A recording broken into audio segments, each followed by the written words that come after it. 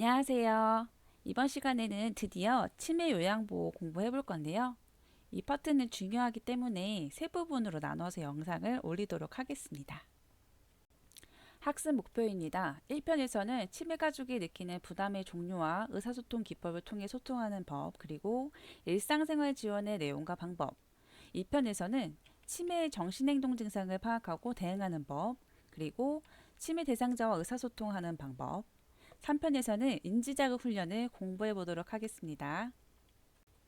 치매 대상자의 가족이 느끼는 부담입니다. 치매 대상자의 특성과 돌보는 가족의 특성에 따라 다양한데요. 모든 가족이 동일한 종류, 동일한 정도로 부담을 느끼는 게 아니기 때문에 가족마다 부담을 주는 원인을 잘 파악하는 것이 도움이 되겠습니다. 한편 치매 대상자의 정신행동 증상 요실금, 변실금, 장기 요양시설 입소를 결정할 때에는 가족들이 가장 많은 어려움을 느끼는 단계니까 이때는 보다 많은 도움이 필요하겠습니다. 이렇게 치매 가족이 느끼는 부담에는 정서적 부담과 신체적 부담, 가족관계의 부정적 변화, 시간적 제약과 사회활동의 제한, 경제적 부담 등이 있습니다. 첫 번째로 정서적 부담을 보겠습니다. 분노입니다. 분노.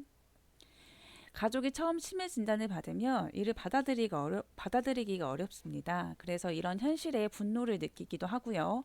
화를 낸 다음에는 자신을 자책하기도 합니다. 무기력감입니다.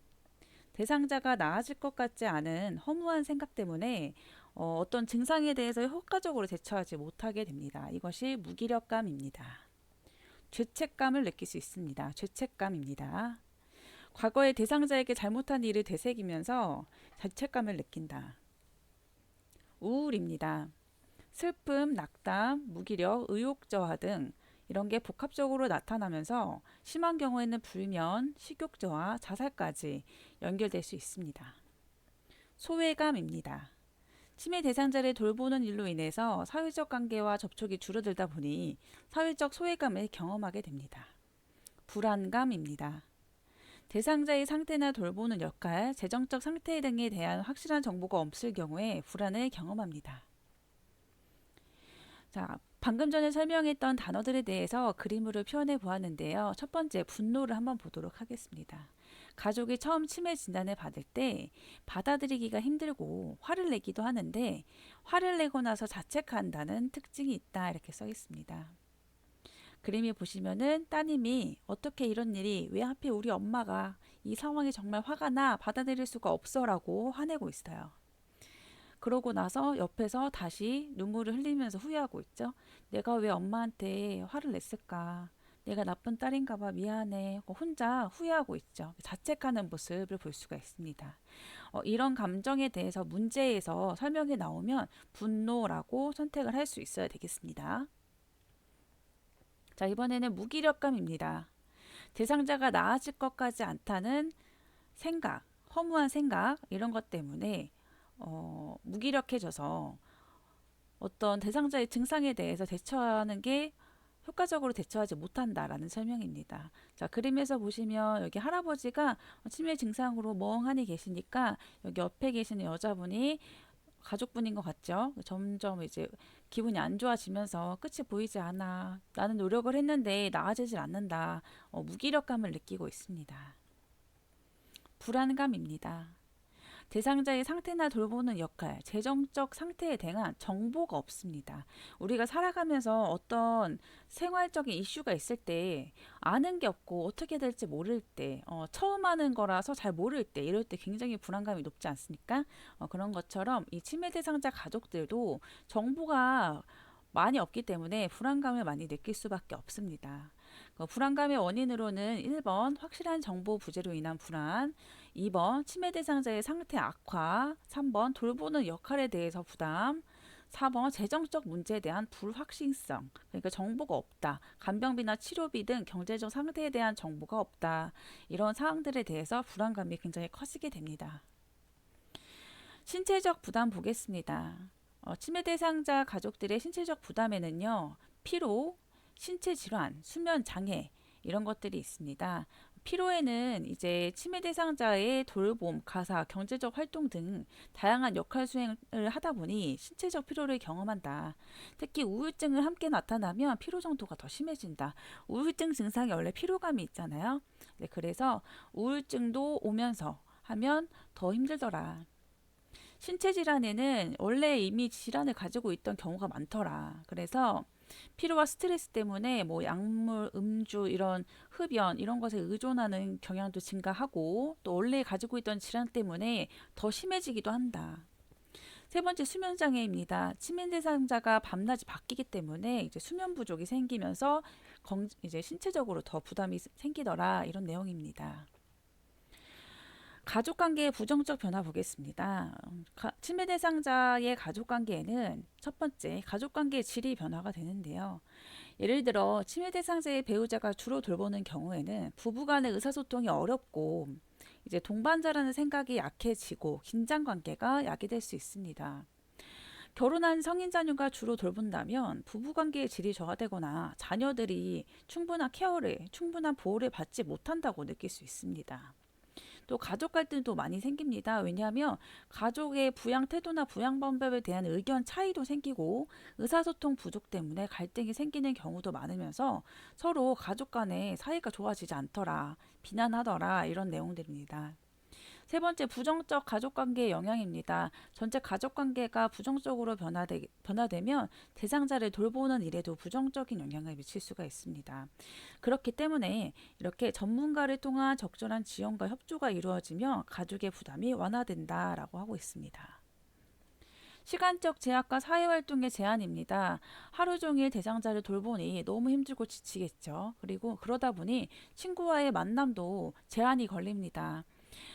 또 다른 가족들이 놀러 가거나 할 때 이제 여가 활동을 하거나 외출을 이제 쉽지 않을 수가 있고요. 사회적 모임에도 참석이 어렵습니다. 청첩장이죠. 결혼식장에 대한 초대장에도 참석하기 어렵고 그러다 보니 사회적 접촉이 단절되고 역할이 상실되더라. 그러면서 자아 상실을 경험하고 자존감이 내려가고 나는 누구인가 이렇게 하고 있어요. 자아 상실 그리고 자존감이 떨어진다. 자존감이 하락한다. 이렇게 표현할 수 있습니다. 경제적 부담입니다. 치매 대상자 돌봄의 재정적 어려움입니다.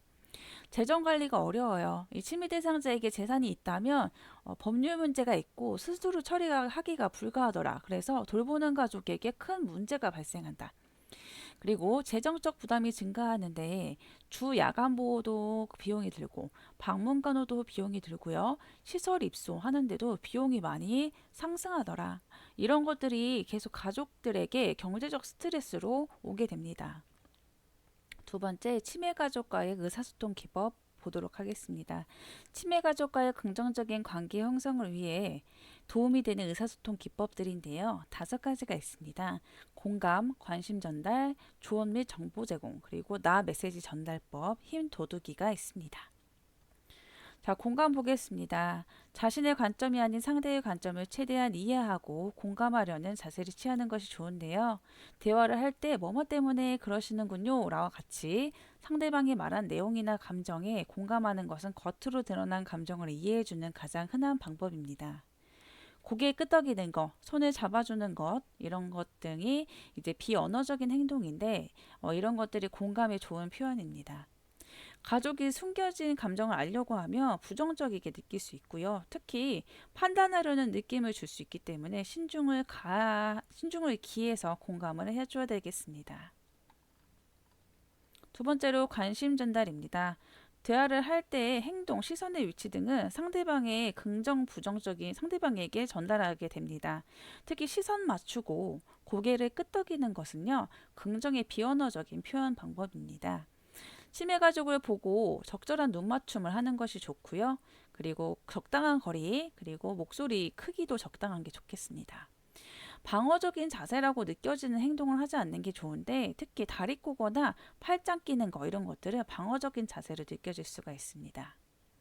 관심을 나타내기 위해서 너무 가까우면 부담스러울 수 있기 때문에 마주보고 앉았을 때 손을 뻗어서 닿을 수 있는 거리 정도가 편안합니다. 이 거리를 이제 보통은 1m 내외라고 표현하고 있습니다.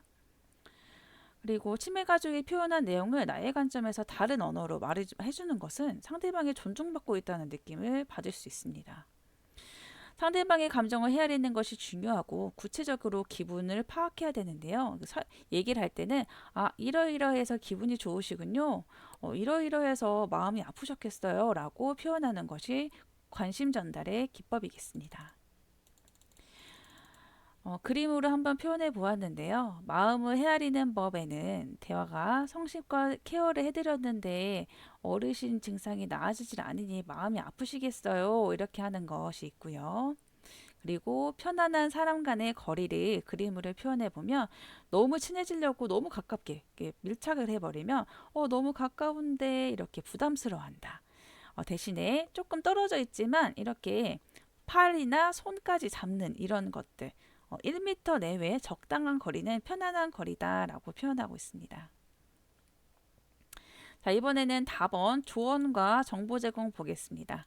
단순히 기계적으로 알려주거나 다른 방법을 무조건적으로 권유하는 거, 이거 강제죠? 이것은 존중받지 못한다고 느낍니다. 아래쪽에 그림 보니까 어르신을 위해서는 이렇게 하시면 안 되고 이렇게 하셔야 돼요 했더니 여기 가족분들이 존중받지 못하는 것 같아 라고 속으로 생각하시네요. 대신에 오른쪽처럼 치매 증상이 있을 때는 이렇게 하시면 좋아요. 참 잘하고 계세요. 칭찬도 해주셨죠? 그랬더니 신뢰감이 상승한다 라고 하고 있습니다. 자, 이렇게 필요한 적절한 정보를 알려주고 가족이 스스로 결정하게 해서 돌보는 능력을 최대한 지지해주는 입장을 유지하는 게 신뢰관계를 쌓는데 가장 좋더라 라고 되어 있습니다. 이번에는 나 메시지 전달법입니다. 자, 그림으로 보시면 부정적인 화법에서는 네가 약속 시간에 늦어서 영화를 못 봤잖아 하고 화를 냈더니 여기 여자친구가 약간 방어적인 태도로 받아들이고 있어요. 남자가 말을 할 때 너 때문에 라고 얘기를 했습니다. 자, 오른쪽은 긍정적인 화법으로 나 메시지로 전달을 한 상황입니다. 대화를 할 때 상황을 제시하고 결과를 말한 다음 마지막에 나의 감정을 얘기하고 있습니다. 네가 약속 시간에 늦었을 때 영화를 못 보게 되어서 나는 속상하고 아쉬웠어 라고 얘기를 했더니 여자가 그 감정을 이해하고 마음을 이해하고 해결책을 모색한다. 다음부터는 그러지 않을게 라고 하는 분위기가 형성되는 것입니다. 이번에는 힘 도둑이 보겠습니다. 격려와 위로, 칭찬, 희망 부여를 해주는 건 이 가족들에게 굉장한 큰 힘이 되겠습니다. 격려하는 방법 볼까요? 이런 방법들도 사실 쉽지 않습니다. 책을 많이 보거나 아니면은 많이 노력해야 되는 건데요. 한두 번 해보다 보면 또 익숙해져서 많이 해보시길 권장드립니다. 첫 번째 격려하기 보시면 힘내세요. 포기하지 마시고 계속하시면 좋은 결과가 있을 거예요. 라고 긍정적인 말들을 하는 것이 좋은 에너지를 줄 수가 있습니다. 자, 수고와 노력에 대한 칭찬, 인정하기 이런 것들에 포함되고요. 긍정적인 면을 인정해 주는 것만으로도 돌봄 역량을 더 높여줄 수 있습니다. 자, 이건 어떤 얘기냐면 가족분들이 대상자를 케어하는 데 있어서 다 잘할 수는 없지만 잘하는 것만 칭찬을 해줘도 에너지가 더 생겨서 더 잘하려고 하고 그리고 용기가 생긴다. 돌봄 역량이 더 증가한다 라고 표현하는 것입니다. 두 번째는 희망 부여하기입니다. 대상자의 상태가 나아지지 않는 상황에서 가족들이 절망할 때 필요한 도움을 언제든지 제공할 것이고 항상 힘이 되어줄 것입니다 라고 확신시켜주는 거, 확인시켜주는 게 이 대상자들에게 도움이 된다는 것입니다. 비슷한 상황을 잘 극복한 긍정적인 사례를 전달해주면요. 동지감을 느끼고 희망을 줄 수가 있습니다. 자, 여기서 주의할 점은 희망 부여하기라고 해서 희망 부여하기의 방법이 대상자가 다 완치될 거예요. 노력하면 다 모든 것이 괜찮아질 거예요. 얘기를 하는 건 있을 수 없는 얘기죠. 그래서 거짓말로 위로를 하는 것은 도움이 되지 않습니다. 여기에서 얘기하는 희망 부여하기는 제가 여기에 케어하러 오는 동안 이렇게 항상 옆에 있어 줄 것이에요 라고 하는 이런 것들을 이런 희망을 부여하는 것이고 실제로 긍정적인 사례를 전달해 주는 것 이게 희망 부여하기가 되겠습니다. 이어서 치매 대상자의 일상생활 지원 공부해 볼 건데요. 방금 전까지는 치매 대상자의 가족들과의 관계에서 도와줄 수 있는 방법들을 공부했다면 여기에서는 치매 대상자를 돕는 방법을 공부하기 시작하겠습니다. 자, 그래서 처음으로 일상생활 지원의 기본 원칙입니다. 자, 치매 증상인 기억장애, 언어장애, 판단 및 인지능력장애, 일상생활 수행장애, 행동장애, 정신장애 이런 것들 때문에요. 일상생활에 지원이 필요한데요. 5가지 기본 원칙을 보도록 하겠습니다. 1번, 따뜻하게 응대하고 치매 대상자를 존중한다. 2번, 규칙적인 생활을 하게 한다. 3번, 대상자에게 남아있는 기능을 최대한 살린다. 4번, 상황에 맞는 요양보호를 한다. 5번, 항상 안전에 주의한다. 자세한 설명 보겠습니다. 1번, 따뜻하게 응대하고 치매 대상자를 존중한다. 인간의 존엄성을 지켜주는 요양보호를 해야 합니다. 정면에서 야단치거나 부정하거나 무시하면 안 되겠습니다. 자, 그래서 오른쪽에 그림 만들어 봤는데요. 하면 안 되는 것, 부정, 무시하기, 설득하기, 강제로 설득하는 거죠. 야단치는 거 절대 안 된다. 그러면 어떻게 해야 되느냐? 원칙으로 이해해주기, 수용하고 공감해주고, 존중해주고, 지지하기가 있겠습니다. 자, 이 그림은 우리가 계속 공부하는 동안 계속 반복해서 강조를 해드릴 거예요. 자, 그래서 정면에서 야단치는 거, 부정하는 거 무시하면 안 된다. 치매 증상으로 선망이 있거나 아니면 도둑망상이 있을 때도 우리 어떻게 하자고 배울 거냐면 야단치면 안 되고 아니라고 사실대로 말하는 것도 부정입니다. 부정해주면 안 되고 무시하면 안 된다. 그러면 어떻게 하라는 말이죠? 자, 오른쪽에 이해하고 수용하고 공감하고 지지, 존중해주는 방법으로 어떻게 대응할지는 이따가 배우겠습니다. 3번 따뜻하게 대한다. 대상자의 생활 자체를 소중히 여겨서 환경을 함부로 바꾸면 안 된다. 2번 규칙적인 생활을 하게 해야 합니다. 대상자의 혼란을 경감시키고 정신적 안정을 도우려면요. 규칙적으로 바쁘게 생활하게 해야 합니다. 오른쪽에 그림 보시면 치매 대상자와 함께하는 활기찬 하루 무리하지 않게 채워가요 이렇게 돼 있어요. 자, 여기 보면 바쁘게 활기차게 치매 대상자분들이 쉬어야지요 라고 생각하겠지만 아니에요.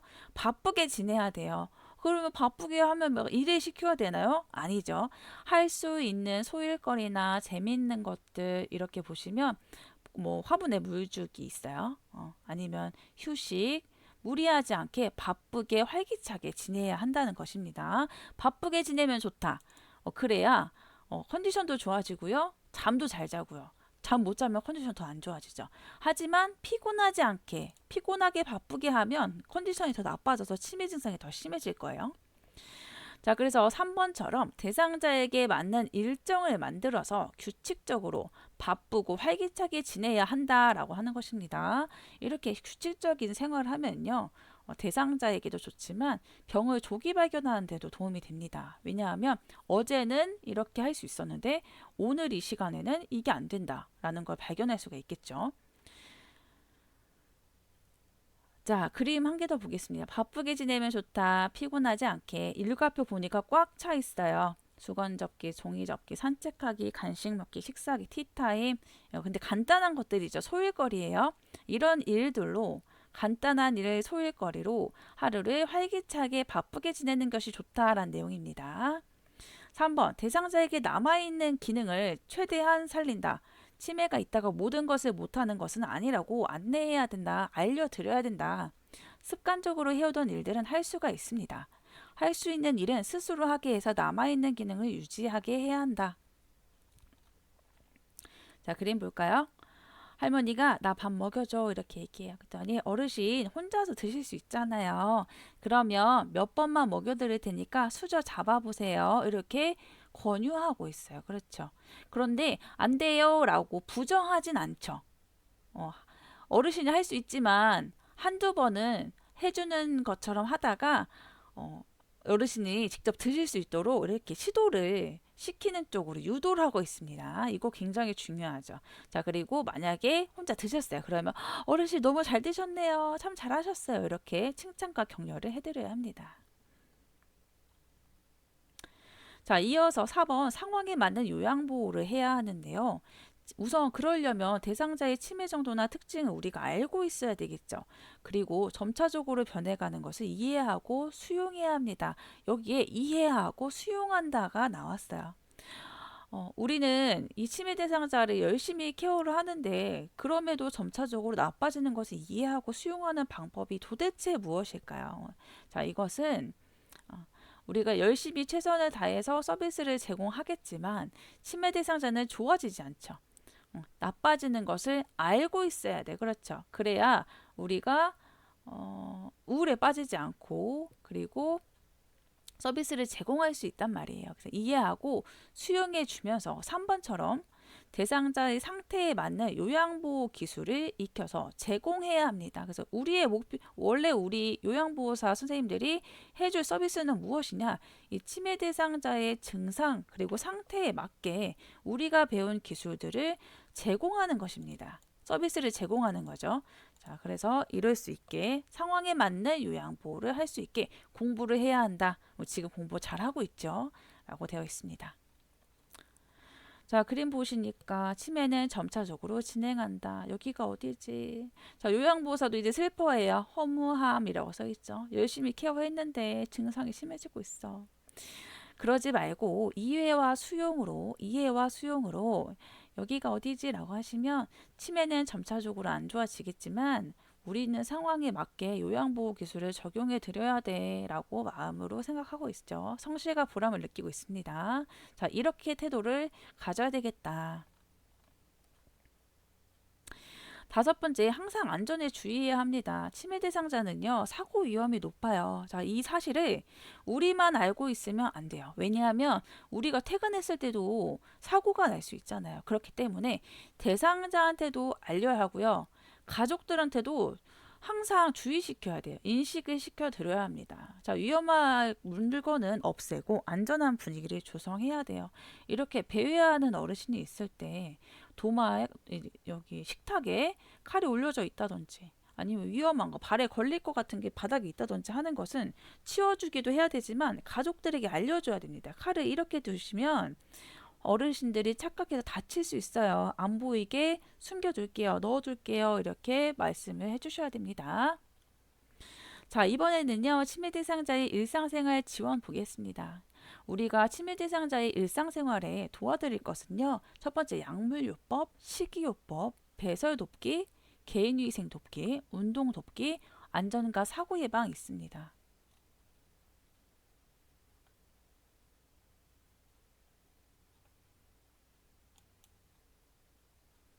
첫 번째 약물요법 볼까요? 치매 대상자는 점차 안 좋아진다고 했는데 약물을 굳이 열심히 먹어야 될까요? 라고 생각하시겠지만 자, 약물 복용의 중요성 보겠습니다. 자, 치매가 완치되기 어렵다는 생각에 투약하지 않는 경우가 많지만 약물을 잘 복용해서 증상을 늦추면요. 살아계시는 동안 치매 증상으로 고생하는 기간이 줄고 가족의 수발 부담이 감소합니다. 그래서요, 우리는 약물 복용의 효과를 잘 설명해드려서 규칙적으로 복용할 수 있게 도와야 합니다. 오른쪽 그림처럼 이런 증상들이 있죠. 그런데 오른쪽이 약을 잘 챙겨 먹으니까 증상으로 고생하는 기간이 줄어들고 수발 부담이 감소한다. 다들 웃고 있죠. 자, 그 다음 약물 복용 시 부작용이 있는데 부작용에는 어지럼증, 손떨림, 초조, 불안 이런 것들이 있을 수 있습니다. 이럴 때는 약을 바꾸거나 용량을 늘렸을 때 부작용이 나타날 수 있으니까 면밀히 관찰하고 메모해서 병원에 갈 때 가져가야 합니다. 자, 이 메모는 시험에 잘 나오죠. 그래서 이런 증상이 있을 때 어떻게 해야 될까요? 라고 하면 메모해서 병원에 가져가야 된다. 의사 선생님한테 보여드려야 한다. 라는 내용이 답이겠습니다. 자, 그림이 있습니다. 약을 바꾸거나 용량을 늘렸을 때 어떻게 해야 되는지 대상자의 변화를 면밀히 관찰하고 부작용이 있으면요 이렇게 초조 손떨림 이런 증상들이 있으면 메모한다. 그래서 병원에 갈 때 의사 선생님 보여드린다. 자, 열심히 곰돌이가 잘 수행하고 있습니다. 자, 이번에는 치매 대상자의 투여 약물의 종류 보겠습니다. 치매 대상자가 먹게 되는 약에는요 인지기능 개선제와 정신행동 증상 개선제가 있습니다. 인지기능 개선제는 인지 증상을 개선할 목적으로 투여하는 거고요. 병의 완치보다는 악화를 지연시키기 위해 투여합니다. 시험 문제에서 인지기능 개선제가 인지기능을 좋아지게 한다라고 한다면 오답이고, 대신에 악화를 지연하기 위해서 투여한다라고 한다면 맞는 말입니다. 약의 종류에는 이렇게 밑에 그림이 있는데 일부러 읽진 않겠습니다. 시험에는 잘 안 나옵니다. 오른쪽에 2번 정신행동 증상 개선제 보겠습니다. 말 그대로 정신과적인 행동을 할 때 이 증상을 조절하기 위해 먹는 약인데요. 망상, 환각, 우울, 공격성 등이 있습니다. 항정신병 약물이 이런 망상, 환각, 공격성 이런 것 수면제, 각성주기 장애가 있을 때 수면제 등이 포함되는 것이고요. 항우울제는 말 그대로 우울할 때, 항경련제는 초조, 공격성, 조증 증상 이런 게 있을 때 먹게 됩니다. 자, 두 번째로 식이요법 보겠습니다. 치매 대상자는 당연히 식사 관련 문제가 많이 생기잖아요. 어떤 문제가 생기냐면 1번 상황을 분석하거나 평가할 수 없습니다. 그림에 보니까 바나나 모양 자석을 보고 바나나인 줄 알고 드시려고 그래요. 큰일 나겠죠? 2번 금방 잊어버려서 또 식사 관련 문제가 생긴다. 밥 먹었는데 나 배 지금 밥 먹었어. 이렇게 밥 달라고 하시죠. 그랬더니 걱정하고 있어요. 3번 치매가 진행된 후에도 예전 방식대로 하려고 고집한다. 나 운전할 수 있어. 이렇게. 아니면 예전처럼 뭐 내가 요리할 수 있어. 이런 내용. 4번 새로운 일을 배우는 능력에 문제가 있어 변화에 대처하지 못한다. 가스레인지 어떻게 쓰는 거지? 이런 것들 때문에 음식을 잘 못 챙겨 먹는 경우 이런 내용들이 있겠습니다.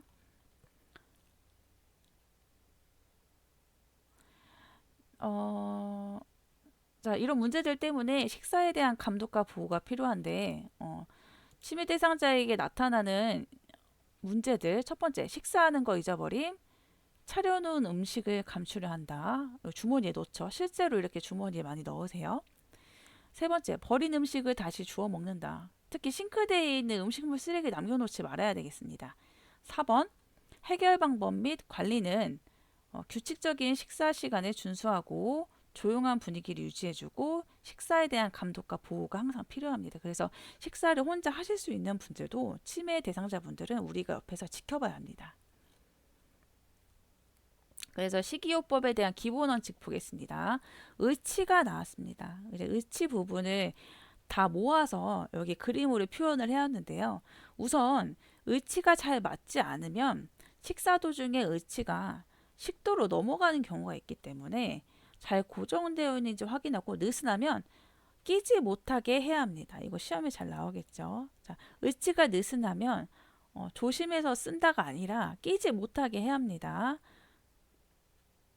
자, 그림의 의치 관리 방법 보겠습니다. 의치는 제거를 해주는 시간이 필요합니다. 특히 하루에 6에서 7시간, 6에서 7시간을 제거를 해줘야 합니다. 자, 이 의치는 언제 닦나요? 보통 일반적인 어르신들은 식사 후에 본인이 알아서 닦으실 수가 있고 취침 전에 닦고 주무실 수가 있죠. 하지만 치매 대상자는 이렇게 하기가 어렵기 때문에 가장 협조가 잘 되는 시간에 닦아 드려야 되겠습니다. 이것도 시험에 잘 나오는 것입니다. 자, 이렇게 틀니를 뺐으면요. 보관할 때 그냥 상태에서 보관을 하면 건조해지면서 비틀린다.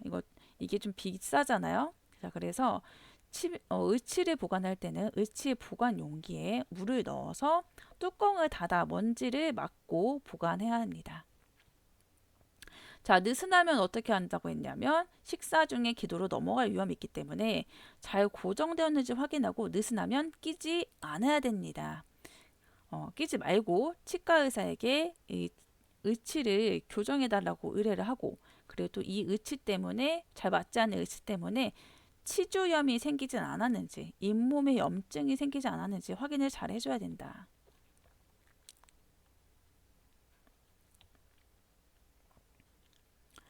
치매 대상자의 식사 지원입니다. 그릇을 선택할 때는요.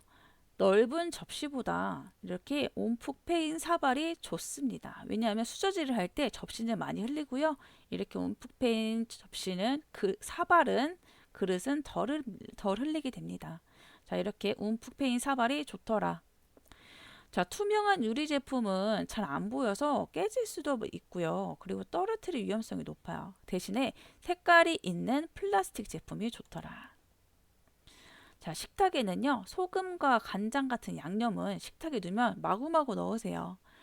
우리 앞쪽에서 배웠습니다. 자, 노화에 따라서 미각이 감소하는데, 미각이 둔화되는데, 특히 짠맛과 단맛, 이런 것에 둔감해진다라고 했습니다. 그래서 더 많이 넣게 되죠. 자, 이런 것들은 수납장에 넣어서 안 보이게 해야 된다. 보이면 마구마구 넣는다. 자, 음식 농도 조절 보겠습니다. 묽은 음식에 사례가 자주 걸리면요, 좀 더 걸쭉한 액체 음식이 좋다. 자, 묽은 음식은 사례가 걸리기 더 쉽고 걸쭉한 액체 음식이 더 삼키기 편하더라 배웠습니다. 자, 식사 전에 너무 졸려하고 꾸벅꾸벅 졸거나 초조해한다 그러면 살에 걸릴 위험성이 높습니다. 그래서 식사를 제공하지 않는다가 답이죠. 시험에 잘 나오겠죠. 졸려해도 식사를 먹여야 된다가 아니라 졸려하거나 초조해하면 식사를 우선 제공하지 말아야 됩니다. 그리고 잠이 깬 후에 줘야 되겠죠. 아니면 초조함이 없어지고 안정되고 드린다든지요. 자, 질식 위험이 높은 것들이 있습니다. 작고 딱딱한 사탕, 땅콩, 팝콘, 떡도 마찬가지예요. 살이 자주 걸리시는 분들은 떡 먹으면 굉장히 위험합니다. 자, 저작곤란, 연하곤란이 있을 때죠. 이럴 때는 주지 말아야 된다. 또 중요한 거 있습니다. 잘 저민 고기, 반숙된 계란, 과일 통조림도 연하곤란 대상자에게는 살에 걸리고 질식할 우려가 굉장히 높아요. 그래서 갈아서 먹어야 됩니다. 자, 저민 고기도 간 건 아니에요. 덩어리가 있습니다. 자, 그래서 저민 고기, 반숙된 계란, 과일 통조림도 갈아서 먹어야 된다가 답입니다. 자, 이어서 기본 원칙 보겠습니다. 자, 의치 봤고요. 자, 이런 내용들 앞에서 그림으로 봤습니다. 넘어가겠습니다. 자, 치매 대상자의 식사 시에 고려할 점. 첫 번째, 대상자의 식사 습관과 음식에 대한 기호를 최대한 반영해 주는 게 좋겠습니다. 당연히 자주 먹던 거를 드시는 게 더 입맛이 돌겠죠. 하지만 연하곤란이나 저작곤란이 있을 땐 당연히 이런 것들을 상황에 맞게 제한을 할 필요가 있습니다. 자, 안정된 식사 분위기를 조성해야 되는데요. TV는 X예요. TV를 키면 집중이 잘 안 돼서 연하곤란 시에 살에 걸리거나 질식할 위험성이 높죠. TV는 끄고 대신 조용한 음악은 좋다. 자, 규칙적인 일과에 따라 식사를 해야 되는데 같은 시간, 같은 장소, 같은 식사 도구를 사용해서 먹어야 안정을 느끼고요. 혼란을 느끼지 않습니다. 자, 치매 대상자 분들은 혼란을 많이 느끼고 당황해 하시죠. 자, 그래서 식사를 준비할 때 준비가 다 된 후에 대상자를 모셔와서 바로 식사를 할 수 있게 해야지 대상자가 앉은 다음에 준비를 하면요. 기다리고 하느라 불안감이 상승한다. 자, 그래서 컵에 미리 물을 담아 놓아야 되고 생선 등의 가시와 뼈는 미리 제거해 줘야 된다.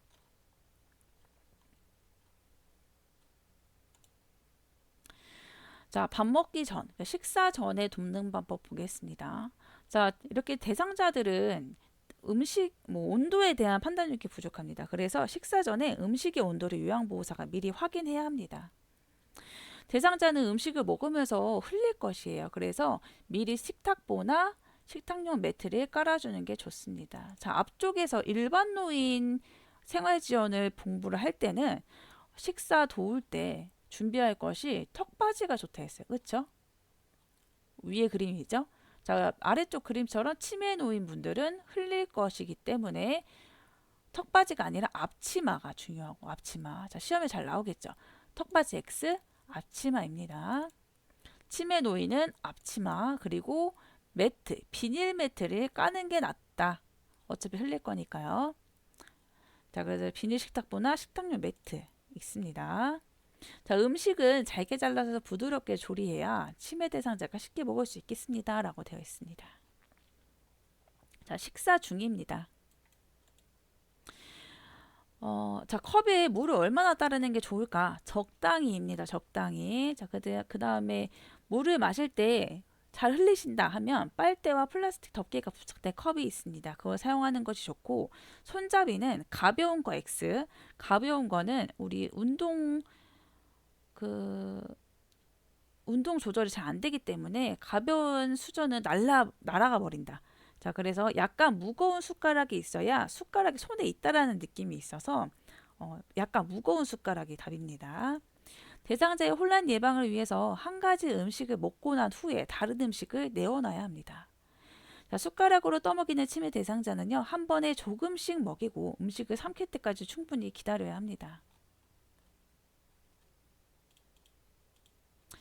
자, 여기 식사 돕기 가이드 그림 보겠습니다. 자, 이렇게 빨대와 플라스틱 덮개가 있는 컵, 다이소에 많이 팔아요. 자, 이런 게 좋고요. 자, 유리컵은 당연히 떨어졌을 때 깨지니까 플라스틱이 좋겠죠. 그리고 숟가락은 무게감이 있는 것이 좋고, 자, 그리고 음식을 드릴 때 혼란함을 많이 느끼니까 먼저 딸기를 2개 먼저 드시게 한 다음 다 드신 후에 블루베리를 드리는 순서로, 이렇게 순서대로 드려야 한다. 한 번에 2개 딱 드리면 뭐부터 뭐가 될지 모른다. 4번 천천히 먹이기. 자, 밥을 숟가락으로 떠먹일 때는 한 번에 조금씩 먹이고, 자, 문제 나올 수 있어요. 숟가락에는 음식을 최대한 많이 담는다. 아니고 한 번에 조금씩 먹인다. 그리고 완전히 삼킬 때까지 기다린다. 식사 후입니다. 섭취한 음식의 종류와 양을 기록해야 합니다. 자, 그리고 치매 대상자가 식사를 안 해서 체중이 감소하면요, 의료진에게 알리고 그 원인을 파악해야 하고요. 체중 감소 이유를 발견하지 못했다면 평소 좋아하는 음식을 들여서 입맛을 돋궈보는 방법, 그리고 걸쭉한 형태의 고열량 액체 음식을 제공한다라고 되어 있습니다. 자, 아래쪽에 그림 있죠. 자, 이런 제품들이 많이 나와 있습니다. 환자분들이 위한 영양식이기도 하고, 그리고 이런 것들이 많이 개발돼서 보통 환자가 아니어도 일반인들도 단백질 복용을 위해서 이제 이런 것들을 추가로 먹기도 합니다. 이렇게 고열량 액체 식품을 제공하는 방법이 있습니다. 자, 필요할 때는 처방된 비타민이나 단백질이 포함된 약을 처방해 주기도 하더라.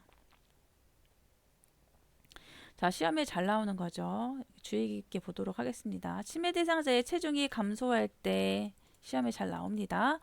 첫 번째, 우선은 식사 기록과 섭취 잘한다. 이런 것들을 기록을 잘한다. 고열량의 걸쭉한 음료를 제공해본다. 자, 우리 여기 어르신은 삼계탕을 좋아하셨나봐요. 자, 그런데도 체중이 감소한다, 식욕이 돌아오지 않는다라고 하면 의료진에게 꼭 알려야 합니다. 자, 우리가 할 수 있는 게 아니에요. 의료진에게 알려서 검사를 받게 해야 된다라는 내용입니다. 시험에 잘 나오겠죠? 자, 치매 대상자가 식사를 하지 않으려고 할 때 확인해야 되는 것들이라고 나와 있습니다. 첫 번째, 입안에 상처가 있는지 봐야 된다. 두 번째, 틀니가 잘 맞지 않아서 불편해서 그런지 봐야 된다. 복용하는 약의 부작용 때문에 식욕이 떨어졌을 수도 있기 때문에 약을 변경했는지 이런 약 확인을 해야 된다. 시력에 문제가 있어 음식에 혼란을 느끼는지, 음식에 대한 인식이 불가능한 상태인지 한번 확인해 봐야 됩니다. 자, 이번에는 세 번째 배설 돕기 보겠습니다. 자, 대부분 치매 대상자는요, 자기보호 기능이 저하되어 있기 때문에 우리는 이들의 보호적 환경에서 인내심을 가지고 수용적이고 부드러운 태도로 대해야 합니다. 치매 대상자들은 변을 왜 만질까요? 자, 배설 후에 어떻게 해야 될지 모르겠어요. 자, 배설한 후에 대변 처리를 어떻게 해야 되는지 까먹으신 거예요. 잊어버리셨어요. 이게 도대체 뭘까? 갑자기 대변이 뭐지? 라고 모르고 계시네요. 장난치는 게 아니다. 몰라서 그런 거다. 적절한 처리 방법을 몰랐던 거예요. 함께 도와주세요. 이렇게 설명하고 있어요. 자, 꼭 알아두기 보겠습니다. 대상자가 화장실에 가고 싶을 때 보이는 비언어적인 신호가 있어요. 우리 대상자분들은 자신의 감정이나 이런 신체적인 신호에 표현을 하지 못하잖아요. 그래서 다른 행동들을 하게 되는데요. 첫 번째, 바지의 뒷부분을 움켜잡고 있다. 옷을 막 올린다. 반대로 옷을 막 내린다. 바지를 벗는다. 구석진 곳을 찾는다. 대중 앞에서 옷을 벗으려고 한다.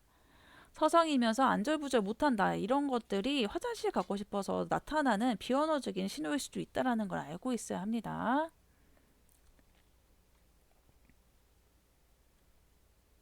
자, 배설 돕기 기본 원칙과 방법 보겠습니다. 기본 원칙에는 배설 기록지를 잘 작성한다.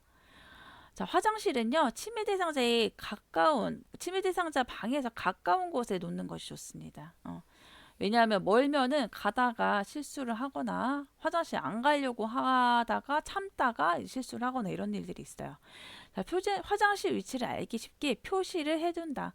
보통 이제 다이소 같은 데서 표시 스티커 있죠? 그런 걸로 해둬도 되고요. 화장실에서 옷을 쉽게 벗을 수 있게 벨트나 단추는 좋지 않고요. 고무줄 바지가 좋다. 그리고 쉽게 빨래할 수 있고 빨리 마르는 옷감이 좋고 낮에는 가능하면 기저귀 사용하지 않는 것이 좋다라고 되어 있습니다.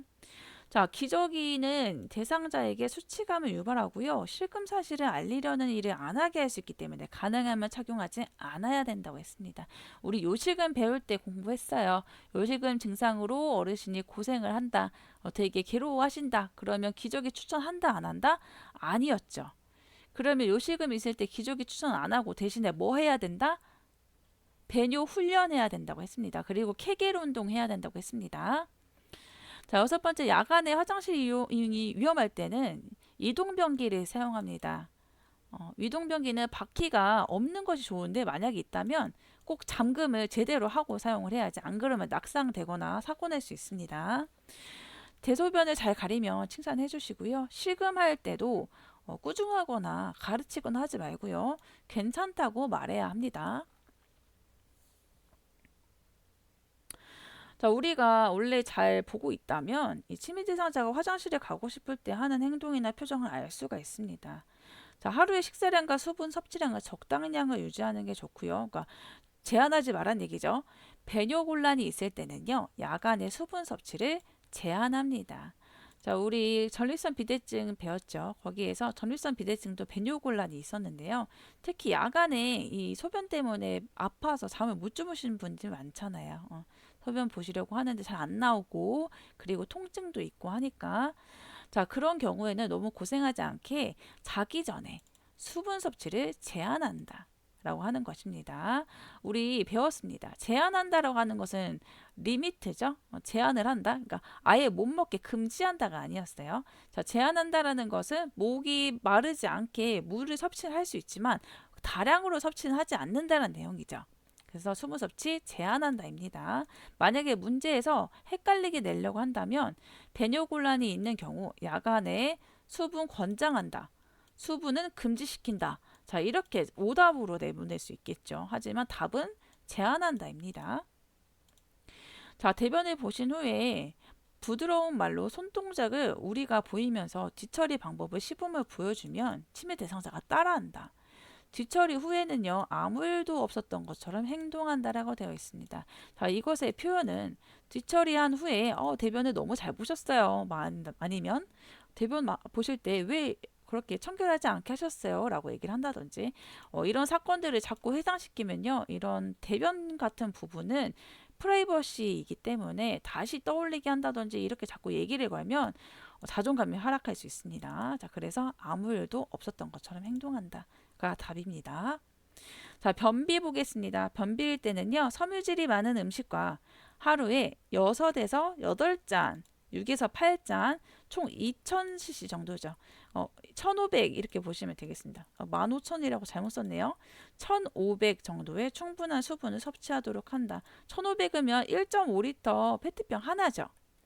자, 그다음 일정 시간 간격으로 변기에 앉아 배변을 유도하는 방법도 있고요. 손바닥을 이용해서 배를 마사지하는 거 불편감을 줄여줄 수 있는 좋은 방법입니다.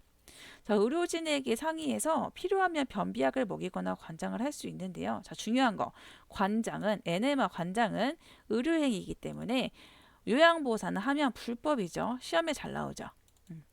자, 어떻게 나올까요? 변비가 심해서 요양보호사가 관장을 할 수가 있다. 그건 땡 오답이죠. 절대 하면 안 된다. 실금한 경우 보겠습니다. 자, 실금이 뭐였죠?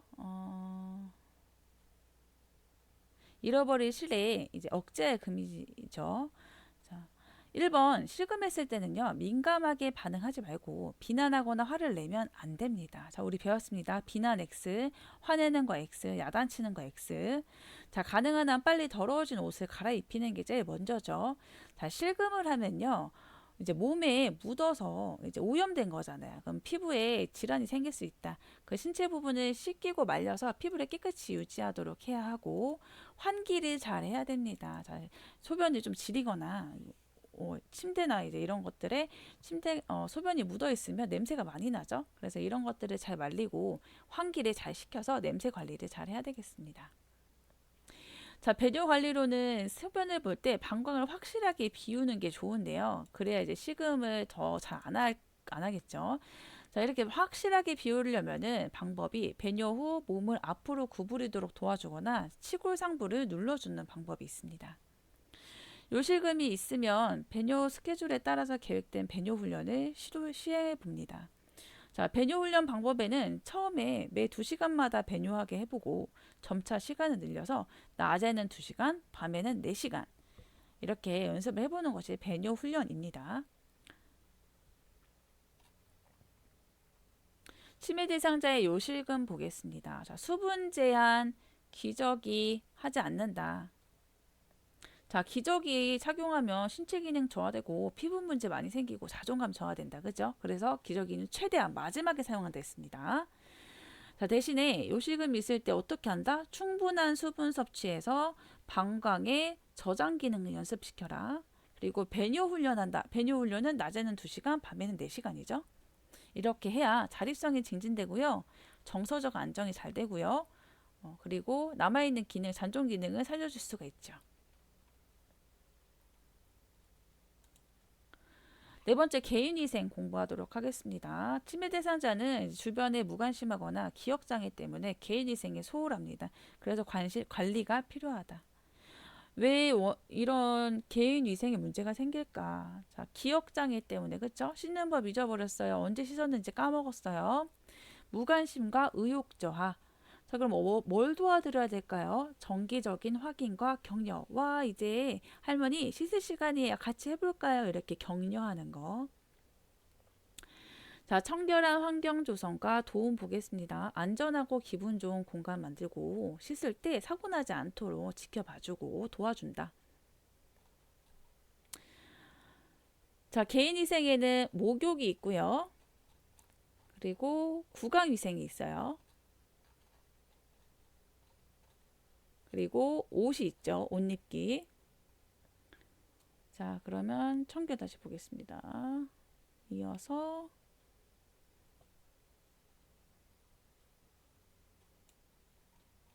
자, 목욕 보겠습니다. 기본 원칙. 목욕을 도와줄 때는 조용히 부드럽게 해야 해요. 자, 강요하지 말아야 된다 했습니다. 자, 강요하지 말고 목욕 과정을 단순화한다. 무슨 말이냐면요. 치매 대상자들이 목욕을 할 때 표현을 잘 못하기 때문에 우리가 약간 목소리를 크게 한다든지 아니면 급하게 한다든지 빨리빨리 하려고 한다든지 하면요. 무서워요. 치매 대상자들 입장에서는. 자, 그래서 조용히 부드럽게 조심스럽게 해야 합니다. 그리고 강요하면 안 되고요. 목욕하는 것도 강요하면 안 돼요. 예를 들어 치매 대상자가 안 하려고 거부할 때 어떻게든 설득을 해서 목욕을 강요해서 시키는 것은 좋지 않습니다. 자, 그리고 목욕을 할 때도 너무 오래 하는 것보다 단순화해서 단순화해서 빨리 씻고 끝내는 것이 대상자에게 안정감을 줄 수 있습니다. 일정한 시간에 정해진 방법에 따라 목욕을 해서 거부감을 줄이는 게 좋겠고요. 이 치매 대상자들이 화상 입을 수 있으니까요. 판단력이 떨어지기 때문에 미리 목욕물의 온도를 확인해야 합니다. 자, 목욕탕 바닥이나 욕조가 미끄럽지 않게 욕조 바닥과 욕실 바닥에 미끄럼 방지 매트 깔아준다라고 되어 있어요. 자, 욕조 바닥에 여기죠. 욕실 바닥은 여기죠. 자, 그림 사진처럼 미끄럼 방지 매트를 욕조 바닥에도 넣었고요. 욕실 바닥에도 깔았습니다. 이게 정답이죠. 자, 6번. 치매 대상자를 욕실 내에 혼자 머무르지 않게 한다. 치매 대상자를 혼자 두지 않기 위해서 목욕에 필요한 모든 물품을 준비한 후에 목욕을 시작해야 합니다. 자, 욕조에 들어갈 때요. 치매 대상자가 욕조에 들어갈 때 이렇게 많이 미끄러져서 사고가 크게 나요. 자, 부축하지 않으면 이런 사고가 난다. 그러니까 꼭 욕조에 들어갈 때는 부축해서 가야 된다. 그렇죠? 부축해야 된다. 이렇게 잡아들여야 된다라는 내용입니다.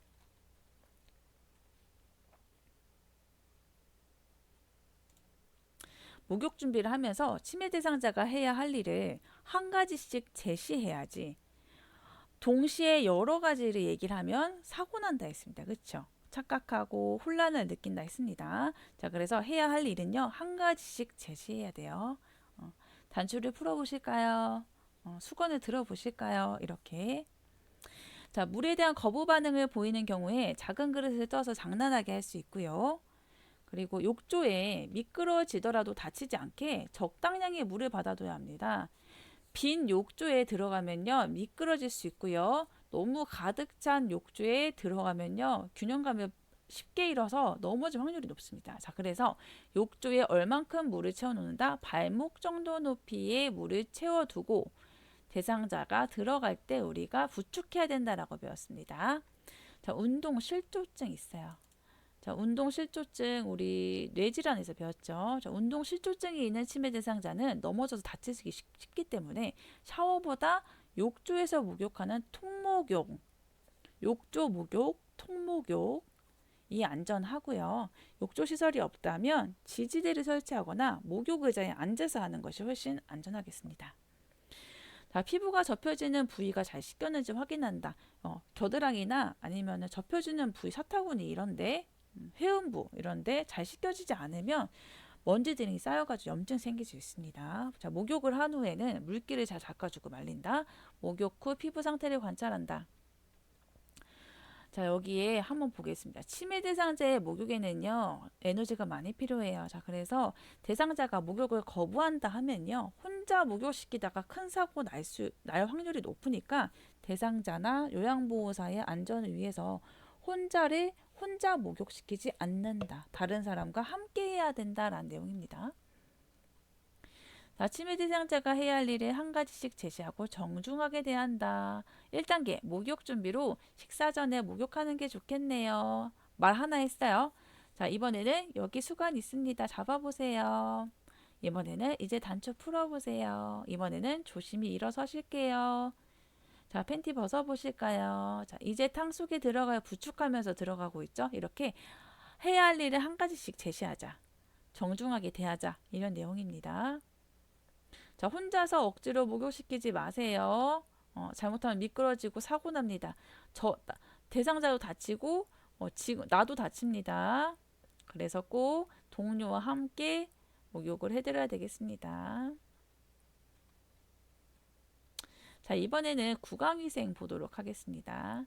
자, 구강위생을 도울 때는요, 기본 원칙이 부드러운 칫솔을 사용해서 잇몸 출혈을 방지해야 합니다. 치약은 삼켜도 상관없는 어린이용 치약이 좋아요. 편마비가 있는 치매 대상자는 음식물이 한쪽에 모여있지 않게 신경을 써야 합니다. 자, 편마비 배웠죠? 뇌질환에서 배웠고 한쪽만 마비가 있는 증상이죠. 자, 의치 보겠습니다. 의치는 아까 처음에도 배웠지만 하루에 6에서 7시간은 제거해야 된다. 잇몸에 무리 주지 않게 한다. 의치가 잘 맞지 않으면 치과 의사에게 교정을 의뢰해야 하고 착용하지 않아야 하고 치주에 염증 생겼는지 자주 확인해야 된다. 첫 번째 공부한 거 복습해 보았습니다. 자, 의치는 언제 닦는다고 했죠? 치매 대상자의 의치는 매일 치매 대상자가 가장 협조를 잘할 수 있는 시간에 닦아야 한다고 했습니다.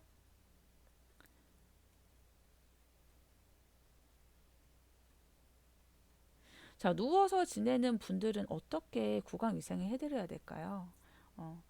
자, 식사를 안 하시는 분들도 구강위생을 해야 합니다. 왜냐하면 우리 침과 그리고 균들이 많이 있기 때문에 이런 균들이 우리 몸속으로 들어가서 질병을 만들거나 몸의 컨디션을 되게 악화시킬 수 있습니다. 그렇기 때문에 구강위생은 굉장히 중요한데요.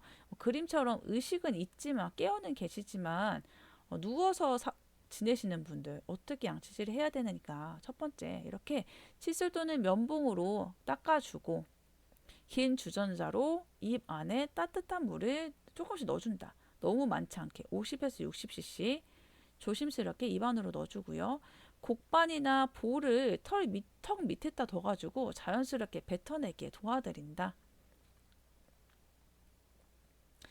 자, 이번에는 옷 입기 보겠습니다. 치매 대상자의 의복 착용의 특징. 자, 치매가 진행되면요. 시간, 장소, 상황에 적절한 옷을 선택하기가 어려워집니다. 그러다 보니까 겨울인데 반바지 입으려고 하고요. 더러워진 속옷 안 갈아입고 그냥 계속 입으시려고 하고요. 여기 덜트라고 써 있네요. 자, 그래서 우리가 이런 의복들을 이제 어떻게 입으셔야 되는지 이런 것들을 체크를 해드리고 서비스를 제공해야 되는데요. 대상자의 옷을 선택할 때 주의할 점 1번. 치매 대상자의 옷은요, 깨끗하고 계절에 맞는 옷을 제공해야 합니다. 몸에 꼭 끼지 않고 좀 널널하고 편안한 빨래하기 쉽고 잘 마르는 옷을 드려야 되고요. 치매 대상자의 인지기능 자극을 위해서 이렇게 희양찬란하고 알록달록한 옷을 입히는 것이 좋은 것이 아니라 반대로 이렇게 점잖고 색깔이 요란하지 않고 장식이 없는 옷이 오히려 안정감을 주고 좋더라. 자, 이렇게 희양찬란한 것들은 치매 대상자의 혼란을 야기한다. 그래서 사고 날 수 있고요. 불안도가 올라갑니다. 자, 이렇게 색깔이 요란하지 않고 무채색 장식이 없는 게 좋습니다. 자, 시간이 걸려도 혼자 입도록 격려를 하고요. 치매 대상자의 안전 위해서 꼭 옆에서 지켜봐야 합니다. 특히 옷 입다가 많이 넘어진다든지, 넘어지는 건 낙상이죠. 사고가 날 위험성이 높습니다. 그래서 꼭 지켜봐야 합니다. 자, 치매 대상자의 옷 입기를 돕는 방법. 첫 번째, 옷을 순서대로 이렇게 놔주면 순서대로 옷을 놓아둔 순서대로 입을 수가 있겠죠. 부득이하게 돕게 될 때는요, 옷 갈아입는데 대상자가 참여하고 있다는 것을 인식시켜 주는 게 좋고요. 옷 입기에 거부를 하신다라고 한다면 너무 다투지 말고 강제로 하면 안 된다고 했습니다. 잠시 기다린 뒤 다시 시도하거나 목욕 시간을 이용해서 갈아입힌다. 어르신 목욕할 시간이신데요 하고 목욕한 후에 옷을 입혀드린다, 이런 내용입니다. 단추 대신엔 접착천이 좋을 수 있습니다. 자, 무슨 말이냐? 대상자가 단추를 제대로 못 채우신다라고 한다면 편하게 접착천으로 여미는 옷을 사용하는 것도 도움이 된다. 자, 앞뒤를 구분하지 못하셔요. 그럴 때는 뒤바꿔 입어도 무방한 옷을 입게 하는 것 도움이 되고요. 자신의 옷이 아닐 때는 자신의 옷이 아니라고 자꾸 하실 때 있어요. 이럴 때는 옷 라벨에 이름을 써두는 것도 좋은 방법입니다. 다섯 번째, 운동 돕기 보겠습니다. 자, 치매 대상자분들도 운동을 해야 합니다. 그리고 운동을 하면 굉장히 도움이 되는데요. 체력 유지와 숙면, 위장 운동에 도움이 되기 때문에 치매 대상자에게 규칙적인 운동은 필요합니다. 왜 중요하냐면요. 1번, 관절이 굳는 것을 예방할 수 있어요. 그래서 유연성을 유지하고요. 2번, 운동 기능 보존과 심리적 안정을 시켜드릴 수가 있습니다. 자, 어떻게 운동해야 되느냐? 중요한 거 무리하지 말고 천천히. 자, 여기 그림처럼요.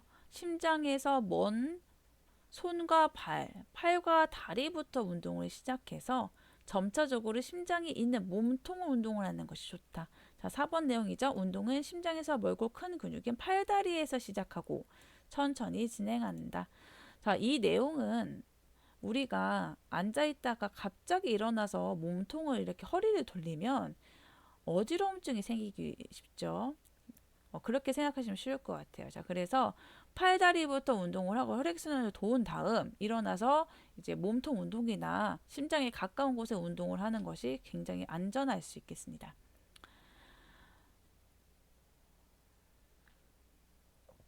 자, 혈압이 높거나 심장병이 있으면 의사에게 사전 검진을 받아야 합니다. 운동을 할 때 만나자마자 처음 보시는 어르신들에게 운동을 시키는 것보다요, 친숙해진 뒤에 운동을 하는 것이 좋겠죠. 자, 운동은요, 점차 늘리는 게 좋지 처음부터 많이 시키면 몸살 나고 운동 그다음부터 안 하려고 하시겠죠. 만약에 운동하시는데 어지러워 하신다든지 식은땀 흘리면서 약간 주저앉으셨다든지 이런 문제가 발생하면 스탑하고 시설장이나 간호사 등에게 알려야 됩니다.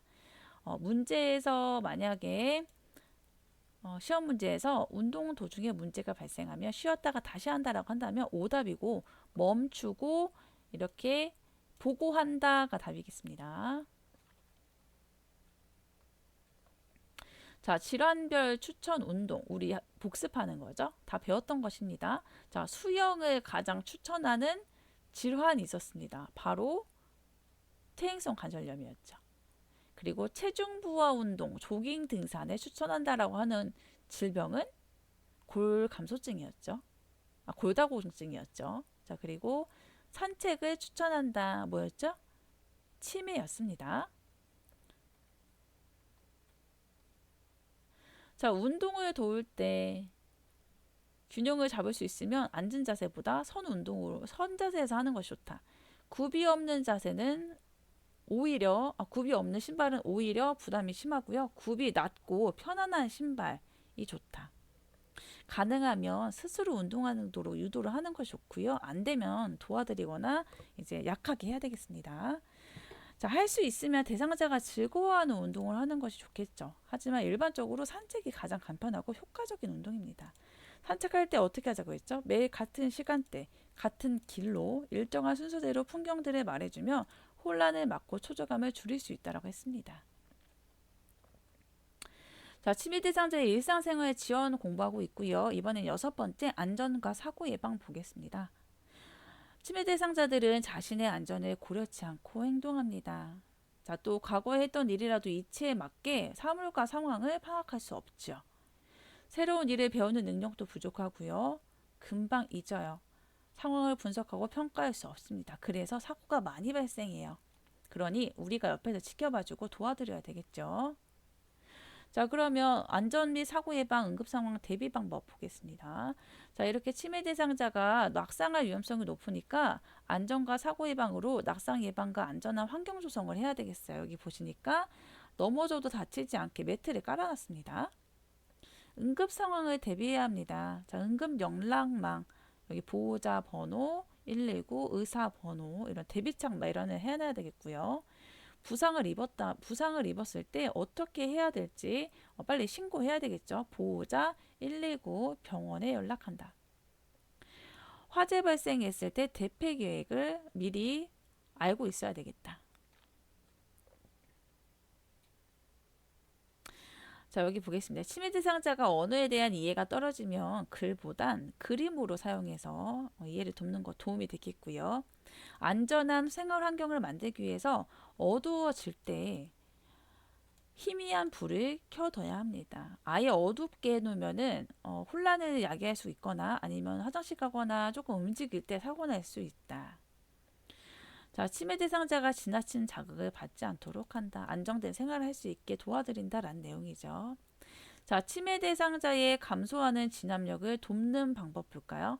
자, 우리 치매 대상자분들은 진압력을 잃을 때가 많기 때문에 혼돈을 느끼고 당황하고 불안해서 안전사고가 더 많이 나타난다고 발생한다고 배웠습니다. 자, 그래서 우리는 진압력을 지원해드리는 것이 도움이 된다라고 했는데요. 진압력을 지원하는 방법을 공부를 했었죠. 첫 번째, 시계 달력 가족연락처를 적은 게시판에 붙여놓는다. 시간과 지금 할 일을 수시로 설명해 준다. 자, 여기 곰돌이가 어르신 지금 오후 3시예요. 이제 같이 산책할 시간이에요. 이렇게 말하고 있습니다. 방과 주변에서 안전과 사고 예방법 보겠습니다. 자, 우선 방은요, 위생적이고 안전성을 우선적으로 고려해야 합니다. 치매 대상자의 방은요, 가족이나 요양보호사가 잘 관찰할 수 있는 곳에 위치하는 것이 좋고요. 시력이 약화되어 있기 때문에 난간, 출입구 이런 데 야간 등을 설치하고 위험한 물건은 치매 대상자가 발견할 수 없는 곳에 보관해야 합니다. 자, 다리 및 칼, 헤어드라이어, 재봉틀, 난로, 약, 살충제, 페인트, 세제, 단추, 성냥, 라이터. 자, 이런 것들 다 사고 나거나 아니면 먹을 수 있어요. 그렇죠? 이상한 음식을 먹는다. 이식증 있었죠. 자, 모서리가 날카롭고 뾰족한 가구, 유리처럼 깨지기 쉬운 물건은 닿을 수 없는 곳에 보관해야 한다. 자, 치매 대상자가 넘어질 수 있어요. 그래서 전기 코드, 양탄자, 깔개는 두지 않는다. 시험 문제 잘 나오죠. 치매 대상자가 발 시렵지 않게 양탄자 깔아둔다 X였습니다. 양탄자 깔개 두면 발에 걸려 넘어진다. 깔지 않는다였습니다. 자, 유리문이나 큰 유리창의 눈높이에 맞춰 그림을 붙여 스티커를 붙여서 유리라는 것을 알게 한다. 자, 여기 그림처럼 백조 그림을 그려 놓았네요. 눈높이에 놓아야지 이 유리가 있다는 것을 알 수가 있겠죠. 방 안에 난방기구를 켜놓으면요, 치매 대상자 혼자 두면 절대 안 되겠죠. 창문이 안전하게 잠기는지 확인한다. 자, 그림처럼 이중잠금을 설치하는 방법도 있죠. 치매 대상자가 시간을 잘 인식하도록 낮에는 밝게 하고 밤에는 밝지 않게 하되, 아까 배웠습니다. 실내나 현관 등에 희미한 불을 켜둔다라고 했습니다. 아예 어둡게는 하지 말자 이 말입니다. 자, 12번 볼까요? 수면 중에 낙상의 우려가 있는 치매 대상자는 침대보다 바닥과 아니면은 바닥에 요와 이불을 깔아서 사용하는 것이 좋다라고 되어 있습니다. 자, 화장실 볼까요? 치매 대상자의 방은 화장실에 가까운 곳에 둬야 한다고 조금 아까 배웠습니다. 밤에 갑자기 잠에서 깨서 화장실에 갈 수 있기 때문에 화장실은 밤에도 켜둔다. 치매 대상자의 눈높이에 맞춰 화장실 표시를 해준다. 화장실에 들어가서 문을 잠그고 나오지 못할 때 밖에서 여는 방법을 모르는 경우가 있기 때문에 화장실 문은 밖에서도 열 수 있는 것으로 설치한다. 자, 우리 시험 문제 나올 수 있습니다. 자, 치매 대상자의 프라이버시 존중을 위해서 화장실 문을 밖에서 잠글 수 없는 밖에서 딸 수 없는 것으로 설치한다라고 하면은 오답입니다.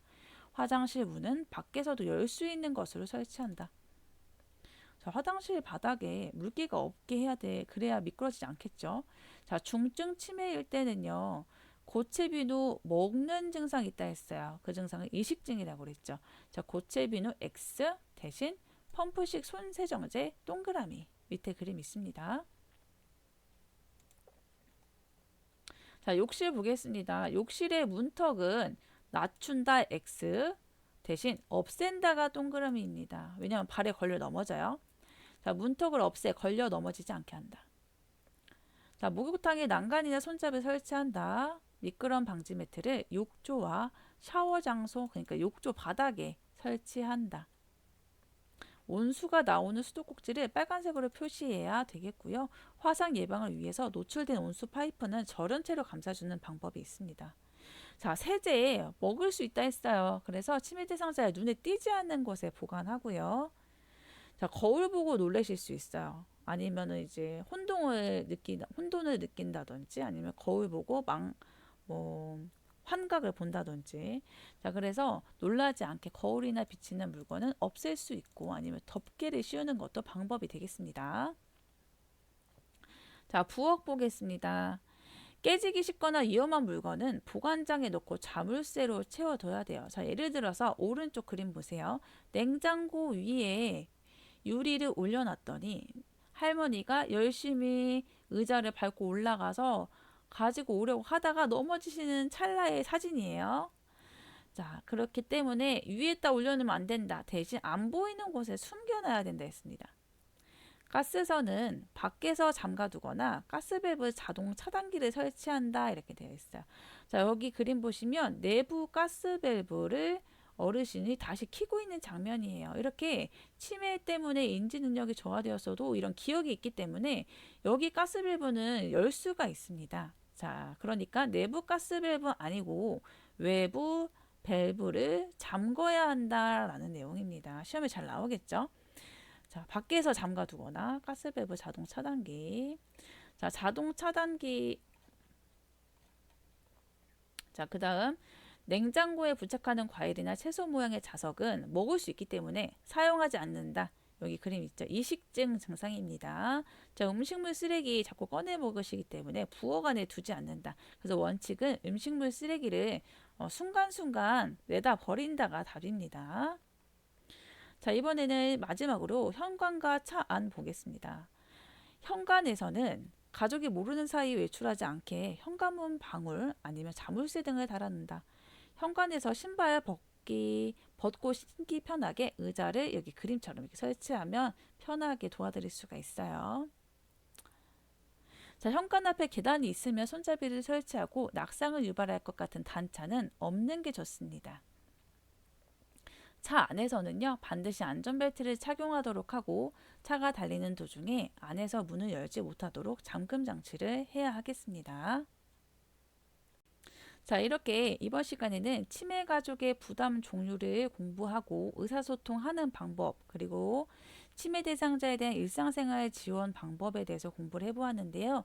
다음 영상에서는 2번 정신행동 증상을 파악하고 적절히 대응하는 법, 치매 대상자와 의사소통하는 방법을 공부해 보도록 하겠습니다. 감사합니다.